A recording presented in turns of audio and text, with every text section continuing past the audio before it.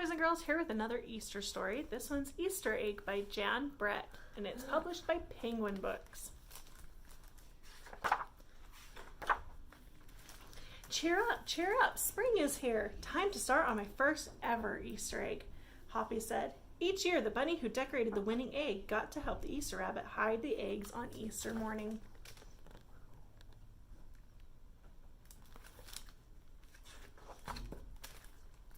Hoppy had been dreaming about being that bunny all year long. Now it was time to get started. Everywhere Hoppy looked, rabbits were working on dazzling eggs. I need an amazing idea, he thought. Hoppy spotted Flora Bunny planting spring wildflowers in her eggs. The Easter rabbit will love those colorful flowers, he thought, and started picking flowers for his egg.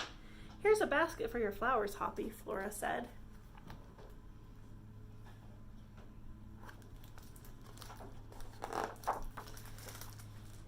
Chop, chop, scrape, scrape, Hoppy spied Buster Birch carving a magnificent wooden egg.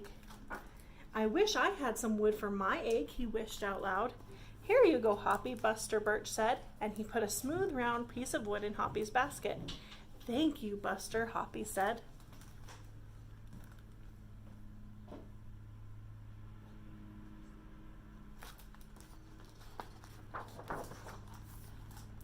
Hoppy was hopping along when the smell of sweetness led him out of the woods and straight to the chocolate egg that Aunt Sassafras was decorating with creamy frosting squiggles and bows. Hello, Hoppy, she said, and she put some chocolate squares in his basket. Hippity hop, Hoppy exclaimed. I'll make the Easter rabbit a chocolate egg so sweet it will make his whiskers tingle.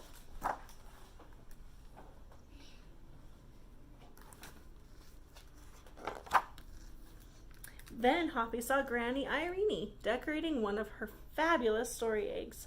First, she traced a design on the egg with a special tool. Then she dipped the egg in pots of yellow, green, orange, and red dye, adding to the design each time. Hoppy couldn't believe his eyes. I'll never make an egg that beautiful, he told Granny Irene.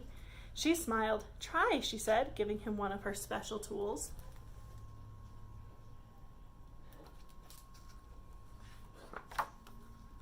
Hoppy was hopping by Hans Vanderrabbit's garden when he spotted an extraordinary egg. Hans was painting a portrait of the Easter rabbit so real that he looked alive. Fantastic, Hoppy exclaimed. Thank you, Hoppy, Hans said. Why don't you make a painting on your egg? He gave Hoppy pots of paint and a fine brush.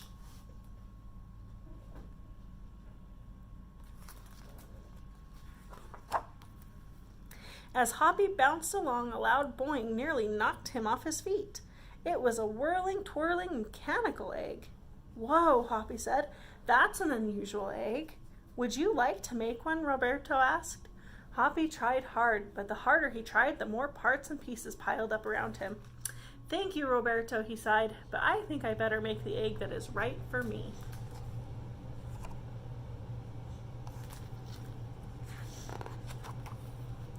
Hoppy hopped back to the woods and lay down under a tall tree to think.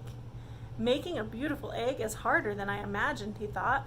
I guess I don't have to win. I just want to make an egg that I am proud of. Suddenly, the woods rang with the squawking of birds sounding an alarm. Mother Robin swooped down, calling wildly, as if she couldn't decide where to go. An egg had tumbled out of Mother Robin's nest. Inside the perfect blue egg was a baby robin that needed its mother to keep it warm and until it hatched.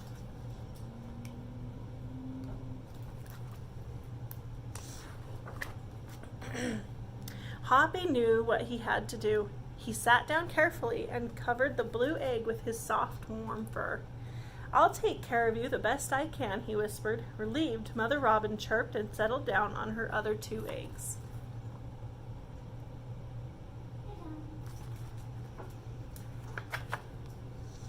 Hoppy never left the robin's egg. If it was sunny and warm, he carefully turned the egg in its nest of moss.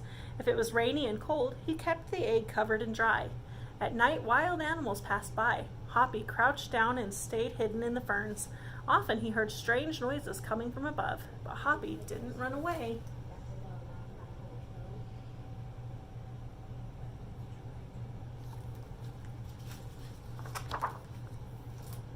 Every day the rabbits worked on their eggs. Tadpoles turned into frogs, buds swelled into leaves, and Easter came closer and closer.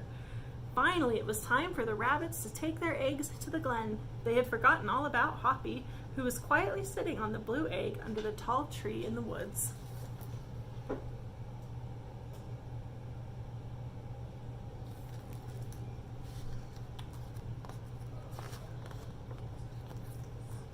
Early the next morning, the rabbits waited for the Easter rabbit.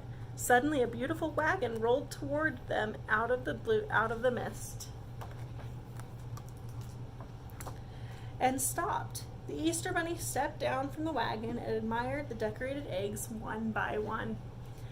"You have brought me the most beautiful eggs in the world, but a very special one is not here," he told them. The rabbits were puzzled. Whose egg could it be?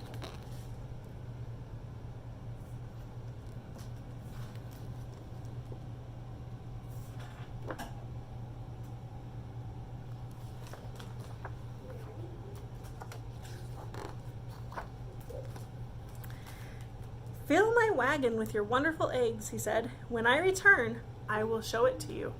And he disappeared into the woods.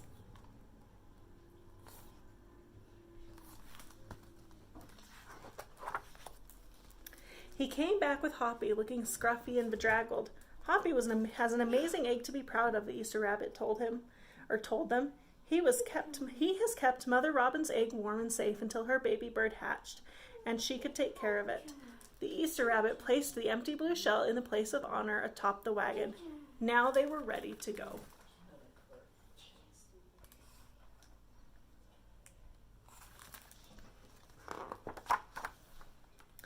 The rabbits cheered for the egg that had surprised them all. "It's our best Easter ever, Hoppy," they shouted.